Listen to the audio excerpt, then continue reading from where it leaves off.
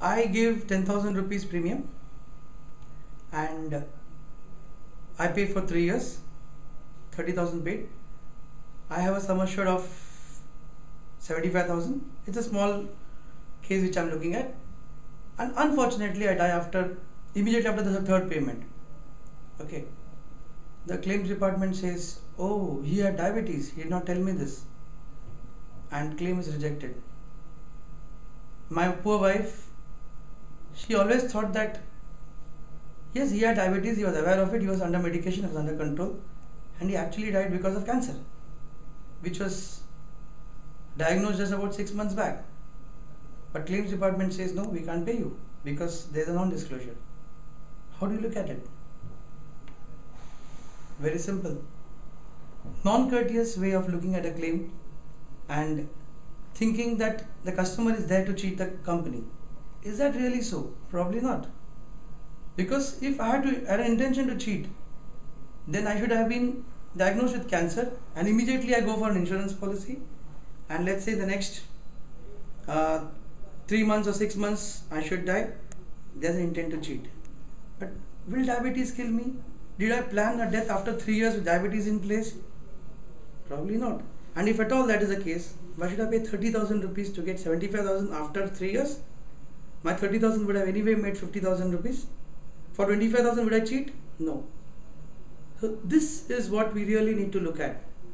Whether our claims departments are looking at a person from that point of view, the intent point of view, the emotion point of view. And do we really need to go by definition of section 45 always? Section 45, 2 years, it's a fraud after 2 years? Probably not. We have to look at the intent always and look at the feel part of it, the customer part of it, and how many frauds do we really get. Let's differentiate between a fraud and a non-disclosure.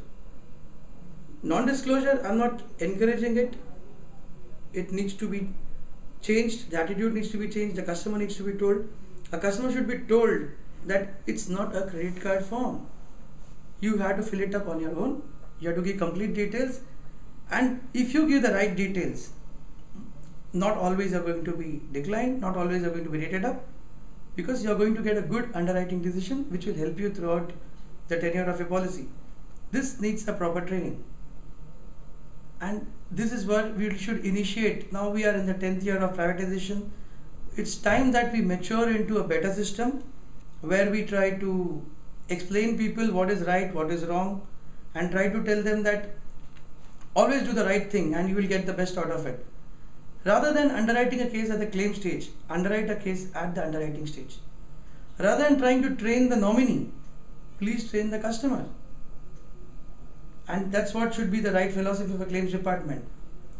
And the moment you get a claim, first, when you ask questions, ask the right questions. Ask the right questions the first time, the right time.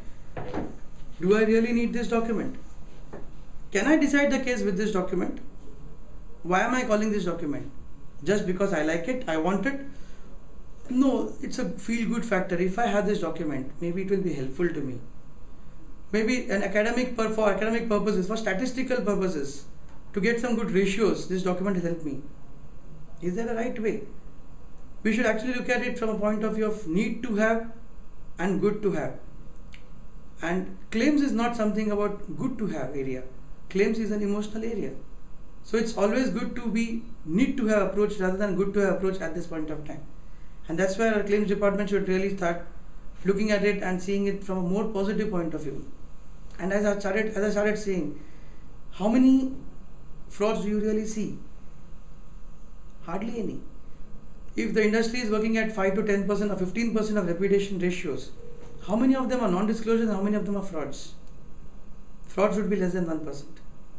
Non-disclosures are high. So let's work at non-disclosures from a right point of view. And that's what should be our approach. And more important than that, you are dealing with the nominee, the family members who could be a widow, who could be a young son or a young daughter or an old father or old mother, but you're dealing with them the way you're dealing with your client.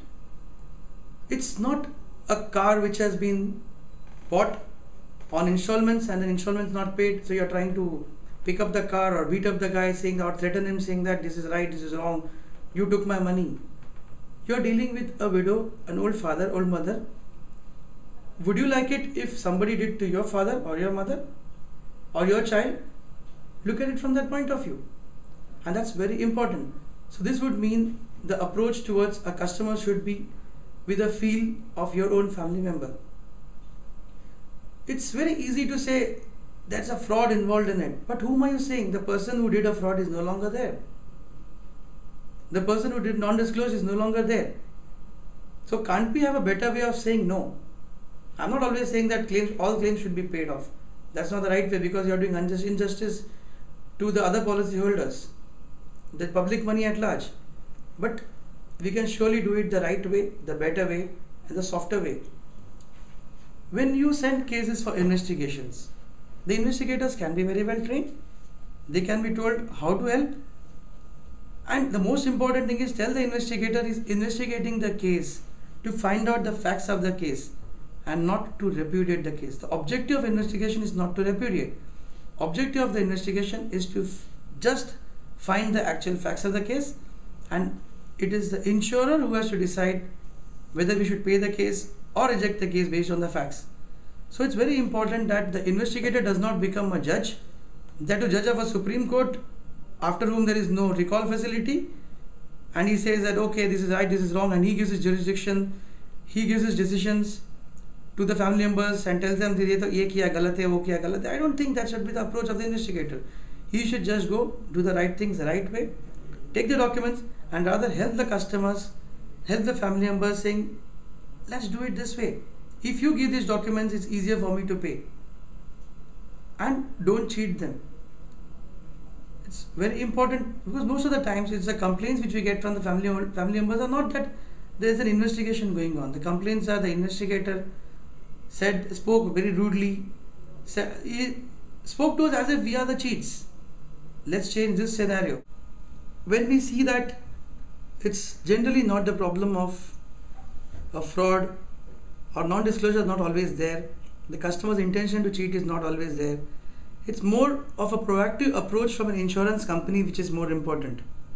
It's a personal feel, a personal touch from the claims department which is more important, how we talk to the family members and gain the trust, because this is an area where I feel that customer service is not about customer delight or customer enthusiasm. I don't think death can bring about any sort of delight or enthusiasm. It's about customer faith and the trust. So the objective of a claims department to ensure that the trust is reposed, faith is brought in, is very important. And this cannot happen with a set of 20 or 30 claims department people alone. It has to come with the involvement of top management. Top management should be there right from the beginning, the philosophies, the operating philosophies of the company, the department, the procedures, processes, how they are worked out, how the communication part, including a repudiation letter, how it is worded. So this would make a big difference. And then training and awareness of the customers, of both the policyholder, life insured, as well as the nominee. This will help a lot. Involvement at all stages. So I can just say that life insurance business is not a normal business. It's a very serious business with a social motive. It involves a lot of emotions. It involves behaviors. It involves people. And people cannot be handled like resources or tools. Profitability cannot be the picture when we talk about emotions. It's very important that emotions are handled personally. So it's not just the claims department which has to do it. It's the role starts right from training, the new business, the servicing part, the customer relationship department, everybody. And all these people should be trained at all levels to handle customers, handle claims in the right spirit, the right way. Let's not forget, we are all in this business to settle claims the right way, settle all fair claims. So fairness should be assessed from the right perspective. Fairness cannot be a fraud or a genuine case. Fair is fair.